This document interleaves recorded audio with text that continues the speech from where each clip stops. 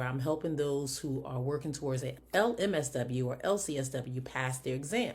So I spend a lot of time and energy because I want to help them get to where we are. If you're watching this video, you're more than likely licensed and you're ready to dive in, build a practice, and do things and help it scale.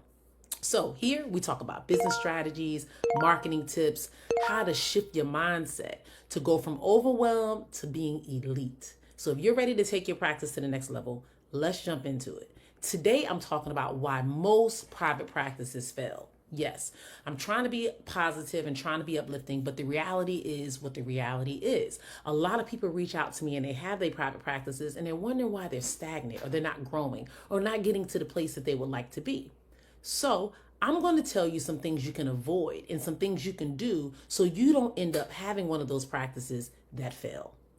So first, you must establish yourself. You must understand what is going to be your niche, what population you're going to work with, and how are you going to set your practice apart from many others. That's what we're going to talk about. So let's get real. Every week, someone's starting a private practice and they have high hopes. And by month 3 or 6, or let's skip that. Let's say month 3, 4, 5, or 6, they're stressed out, underpaid, and questioning everything. The passion didn't disappear, but they just weren't as prepared as they thought they were. And that is because they're missing the business side of things. So I've been there. I've launched my practice with big goals, a heart for helping people, zero real world experience with a private practice. However, I had to learn the hard way. And that's why I'm doing this video, to keep you from doing the same thing.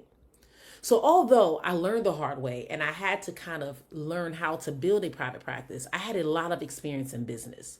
So that is a little bit different for me in comparison to a lot of entrepreneurs and a lot of mental health professionals that go out and they try to start their practice or try to build some type of business. I do have some business knowledge. I study, I read books, I've had mentors, I've invested in coaches. I've done a lot of things on the back end to get me to where I am today. So sometimes people look and they're like, oh my God, you make it look easy, or it seems like it's anything, anybody can do it. And people jump out and they try to, but a lot of times you don't know the walk that people have went through or the struggles or the challenges or the setbacks that they've had to get to where they are currently. So I'm going to talk to you today about some of those things that I experienced and then how to kind of get yourself positioned in a way that you don't set yourself up. So reason number 1, businesses fail. They just do it for the money. Absolutely. I'll be honest, private practice can be absolutely profitable. But if the money is what you're looking for and that's your only motive, trust and believe your ass is going to burn out. It is going to catch you slipping real quick, because you cannot be in this type of business or this type of profession without, listen to me guys, without having a passion or the motivation to truly, truly help others. Because it's not all about the money. There are going to be times when there's little to no money and you still have to have the motivation to move forward. So this is what happens. You say yes to everyone, even clients that don't even meet your criteria or the clients that you will want to work with, but you say yes because you're desperate. You want the money, you want the clientele, you want the business. And then sometimes you get every insurance panel, not just one insurance company, but you're with every insurance panel and you're not realizing the billing headaches that come with that. And then you don't have someone on the back end to help build those insurances or grow those types of things. I'll be honest, I'm credentialed with pretty much every insurance panel there is. It's very costly, but it's a method to it. It's a reason I do that. And those of you that get coaching with me, you understand the reason and you know why I do it. So we can tap into that another video or at another time. Another thing is, people don't charge the rates based on fear, not based on the value or sustainability. So backing up, they set a rate and they do it because they're fearful that people can only afford this, but they're not charging the rate based on their value or based on something that's sustainable. So you're like, oh, I can see you for $50 or $75 an hour. Great. But the amount of expenses that you have in your overhead won't allow you to sustain, keep seeing clients for $50 to $75 an hour. It won't work. So remember, when you chase money instead of meaning, you'll always feel underpaid, even when you're fully booked. It happens. People are like, oh, I got 50 clients on the book, still making very little money. So instead of focusing on income first, focus on the impact. Get your niche clear and you're pricing with intention. That is a must. Reason number 2, no systems or structure. You don't need to get fancy with the technology, because I know we social workers, but you do need to understand systems, and you have to have systems in place. So doing manual intake paperwork and forms, chasing clients for payment, losing track of notes and documentation deadlines, trust and believe that is going to set your practice back 10 years behind, literally, because you're going to be playing catch up and you're not going to have the documentation needed when you get audited or when you question it. My site is pretty reasonable size, and I will say I get desk audits probably several a month, let alone a week, of people wanting documents to see what we're doing and making sure the work is being provided. Amy is a small business owner juggling everything, from marketing to therapy to admin work. She's overwhelmed and struggles to grow her business while keeping up with client communication. Then she discovers Better Client Care, an all-in-one CRM that unifies her inbox, automates follow-ups, tracks leads, handles missed calls, and simplifies invoicing and reviews. With Better Client Care, Amy gets more clients, saves time, ranks higher on Google, and finally enjoys a dream vacation in Bora Bora. So you can be booked and you can be broke if your systems are not making sense, and it will not save you time. It will cost you a lot of money. So a solution I have here is start with a schedulized system. You have plenty out there. You have Simple Practice, Therapy Notes. I personally use Jane app. It's very unique, very different, but it's very affordable, and I enjoy it. It was a big shift for my team, but for me as a business owner, I had to do what was best, and that's the system I have in place. You want to have payment automation, and you want to make sure that you have stuff in place. You also want to have email templates. You want to have SOPs for your onboarding process.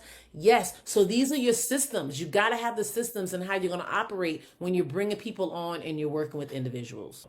But let's jump on to reason number 3. No business mindset. This is a huge one. So many times I talk to people who are entrepreneurs, starting their business and doing things, and they really don't have a business mindset.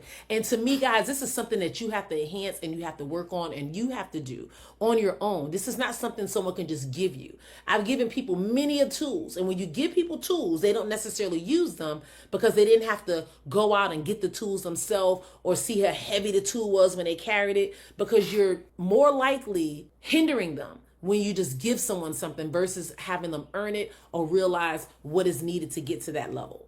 So one of the hardest shifts I think people have when it comes to starting their practice is really shifting to that business mindset.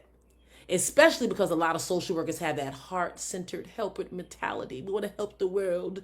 And by us wanting to help people, sometimes we focus solely on the heart, but we don't really focus on the mind. And that business mindset is what's going to get you to the multi-figures, the 6 figures, the 7 figures, whatever your dream or your goals are. You're going to have to really, really, really be business oriented and have that business mindset. And that is something that I see so many people struggle with each and every day. So I'm here to tell you guys, you got to get your head in the game. You got to get your head in the book. If you watch some of my other videos, you'll know that I like to read. And if I don't read, I listen to audiobooks, and I also watch a lot of podcasts, and I focus solely on business stuff. Every day, sometimes you can see the YouTube playing in the back, and that's keeping my mind grounded. There's people that I listen to each and every day to help me get to another level that's going to help me continue to elevate, because they are at the level that I aspire to be. And that's the thing. You want to find someone that's at the level you're here, but you want to find somebody that's here so you can aspire to get there. They're going to keep going, but you want to keep aiming for that direction and that goal. All right. So here's some red flags that you necessarily don't have that business mindset. You need to work on that. You feel guilty for charging the market rate. You still think like an employee. Can I take off next week? Can I adjust this? You don't track your revenue, or you don't make business decisions. So what you do instead, you name your business goals, not just your client goals. You schedule CEO time weekly. A lot of times I don't see clients throughout the week. I have certain days that I do so because the other days I'm running my business. I have to figure out what's going on, and I have to see it from a bird's eye view. So it requires me to be diligent in that process. So I have to have time that I schedule out weekly. I've tried it all. I've tried to do a little bit of admin work, the cleaning of clients, after clients and all that stuff. And I was burning myself out. And I began to make more money, to have more time, more energy, and more success when I strictly focused on one thing at a time and did that. And you also have to learn to detach your worth from your hourly rate. If you associate, well, oh, I can see a client and make $150 an hour. Oh, I can do this. And you start associating your mind with that hourly rate, that's definitely going to cause you problems in the long haul. So remember, you're not just a therapist anymore. You're a visionary. You are a strategist. You are a leader. You are a CEO. You are a game changer. So you have to think as such. Let's jump into reason number 4, lack of leadership. Let's just say your practice grows. Now what? You're getting all these clients that's coming in. You're hiring people. So what now? Now you hire people to help you, but you don't really know how to train or how to lead those individuals. You expect others to just know. This is your vision, not theirs. Or you micromanage because you don't trust anyone else to do it like you do it or to do it right. The truth is, leadership is not just about telling people what to do. It's about developing people so they can lead without you. Some things you can learn to fix this is how to delegate clearly. Set expectations clearly. Create a culture, not just a staff or not just a group of people, a team. Create a culture and a team. This is a must. Reason number 5, my favorite, no mentorship, no coaching, or no support. Private practice can be very isolating, and it's dangerous when you don't have a community, a group of people who can see things and help you elevate and get to the next level. Some common beliefs that people have is, I can figure this out on my own. I can watch a few videos. I'll just Google it. I'll just have someone do my credentialing. I'll just pay someone to do this. I'll pay someone to do that. I can't afford a coach. If you can't afford a coach and you can't afford to have someone guide you or help you, then maybe this isn't the business you need to be in. You will lose time, you'll waste energy, and you'll make expensive mistakes that could have been avoided. I have spent thousands of dollars on mentorship and guidance from other people who've had not only multi-six-figure practices, but 7-figure practices. And I know the operations and the systems and the things they put in place. So you pay for what you want and you pay for where you're trying to go. Don't try to shortcut things when you're going into business. That is an absolute no-go. I tell people all the time that I coach, and the people who pay for me to coach them, they show up and they get results because I believe people who pay attention. That's just the reality of it. So this is what you need to do. You need to get in some rooms with people who are doing what you want to do. Join a mastermind, invest in a coach, find a mentor, be willing to pay for speed and clarity. The reason I invested in these coaches and the reason I invested in these systems is because it helped me get to the result a lot faster. I was able to scale my private practice to a multi-figure practice. And you watch some of my videos, you will see that. But I'm not just talking about 1, 2, 3, 4, 5 figures. I was able to scale it up to multi-6 figures, not 100,000, 200,000, 300,000. We're talking upwards where I'm at like $500,000 or more by investing that. I invested a small portion. So if I invest $2,000, $3,000 into someone to help me better myself, I expect to get the results really quick. But not only results, I expect to put them into action and make them work so they can do what they do. I've had plenty of people who invest in coaching with me and they're excited at the moment, but when I give them something to do or follow up, they don't do it. Or they say, I'm not ready for that yet. Why pay me if you're going to tell me when you're ready? My goal is to make sure you're ready and to help you get there. So that is something you have to be mindful of. Don't invest just to do it. Invest because you're ready to grow and you're ready to develop and you're ready to get to the next level. All right, so I'm going to bring this all home for you guys. What I'm telling you are not just theories. These are lessons that I learned from being in the trenches. And I see it happening to good-hearted, talented clinicians each and every day. They got all the skills, all the expertise, hella smart, all the clinical stuff. But when it comes to running a business, they fall short. So I don't know which one of these 5s hit home for you, but I want you to drop it in the comment section. Or if you're feeling stuck in one of these areas, let's talk. I offer strategy calls and private coaching because your success doesn't have to be trial and error. That is why you have people who have been through these things that can help you so you don't have to go through it.